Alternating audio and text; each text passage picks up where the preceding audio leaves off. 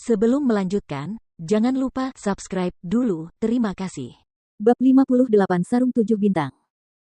Dia berjalan pelan ke dalam, melihat langit biru jernih dengan awan putih yang lembut, dunia kecil lain di dalamnya. Sebelum pembatas itu rusak, meskipun dia bisa melihatnya, tetapi tidak bisa melewatinya, dan sekarang terlihat sangat berbeda. Saat dia memandang sekeliling di istana roh ruang, suasana hatinya tiba-tiba melonjak, berpikir betapa menakjubkan penemuan cincin ruang itu sebenarnya. Lihat, bahkan ada mata air roh abadi, aku sudah melihatnya. Air mata air roh itu sangat kaya akan energi roh yang sangat padat di udara di sini, sehingga sumber airnya pun dipenuhi dengan energi roh. Si burung api kecil juga gembira. Ketika penghalang batas telah ditembus sebelumnya, dia telah menikmati dirinya sendiri cukup lama di sini.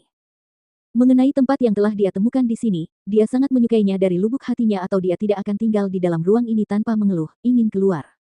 Dia tahu bahwa jika dia tetap di sini untuk berkultivasi, maka kekuatannya pasti akan membengkak dengan sangat cepat. Dia tertawa terbahak-bahak, mengusap kepala mungil Phoenix api itu dan berkata, kalau begitu, bersikaplah baik dan tetaplah di sini untuk berkultivasi. Aku harus keluar dulu. Aku akan masuk untuk berkultivasi lain kali dan aku yakin tingkat kemajuanku akan luar biasa. Baiklah. Si Phoenix api kecil cemberut dan pergi ke Spirit Spring untuk bermain air. Feng Jiu tersenyum melihat pemandangan itu dan kembali menyelami kesadarannya untuk keluar. Begitu membuka pintu kamar, dia melihat Guan Xilin sedang berlatih pedang di halaman. Melihat Guan Xilin masih agak kaku menghunus pedang dengan tangan kirinya, belum sepenuhnya cekatan, hatinya sedikit bergidik dan dia berteriak, kakak. Jiu kecil, kau akhirnya keluar. Kau benar-benar hebat. Mengapa kau berlatih kultivasi tanpa henti? Kau telah mengurung diri selama 3 hari berturut-turut. Dia menyimpan pedangnya dan berjalan ke arahnya, sambil berkata dengan wajah serius, Jiu kecil, kultivasi bukanlah sesuatu yang bisa dilakukan satu kali. Tidak mungkin mengharapkan hasil dalam waktu singkat. Kamu harus melakukannya selangkah demi selangkah. Mendengar kata-kata itu, Feng Jiu tidak dapat menahan senyum dan menjawab, ya. Meskipun dia telah mencapai level awal dari tahap prajurit mistis, dia menekan kekuatannya hingga ke level kedua dari seorang prajurit.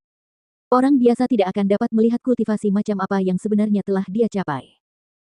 Mampu mencapai kecepatan seperti itu dalam kemajuannya dalam waktu yang singkat, itu wajar karena tubuh roh mistisnya yang langka. Selain itu, saluran meridian roh mistisnya telah dibuka dan diperbesar oleh gurunya, di mana saluran tersebut awalnya hanya aliran kecil yang tipis, dan sekarang seperti sungai yang deras dan deras, yang membuat kecepatan kultivasinya berkembang pada tingkat yang sama sekali berbeda dari sebelumnya. Oh benar, kakak. Aku harus pergi membeli 1 set jarum perak. Maukah kau menemaniku? Baiklah. Ayo kita pergi sekarang. Dia segera membersihkan wajahnya dengan air, lalu mengayunkan pedangnya ke belakang punggungnya dan segera mengikuti Feng Jiu keluar. Saat mereka memasuki paviliun harta karun berharga, Feng Jiu segera menyadari bahwa ada seseorang yang tengah memperhatikan mereka. Penjaga toko, apakah Anda punya 1 set lengkap jarum perak di sini? Tentu. Tapi kualitas seperti apa yang diinginkan nona muda kita? Saat ini, kami memiliki 3 model, dibedakan berdasarkan kualitas tinggi, sedang, dan rendah. Harganya tentu saja berbeda, dan kualitas serta mutunya juga sangat berbeda. Si penjaga toko memperkenalkan sambil tersenyum, mengeluarkan 3 set jarum perak dan menaruhnya di hadapan Feng Jiu. Yang ini saja. Dia memilih set yang paling mahal karena jarum dengan panjang yang berbeda-beda lebih lengkap dan dibuat dengan cukup baik.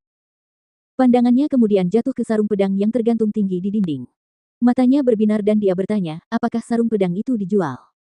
Penjaga toko mengikuti tatapannya dan menoleh untuk melihat. Sambil tersenyum dia berkata, nona muda kita benar-benar memiliki penglihatan yang tajam. Itu adalah sarung pedang yang benar-benar unik dan satu-satunya yang dimiliki paviliun harta karun berharga kita.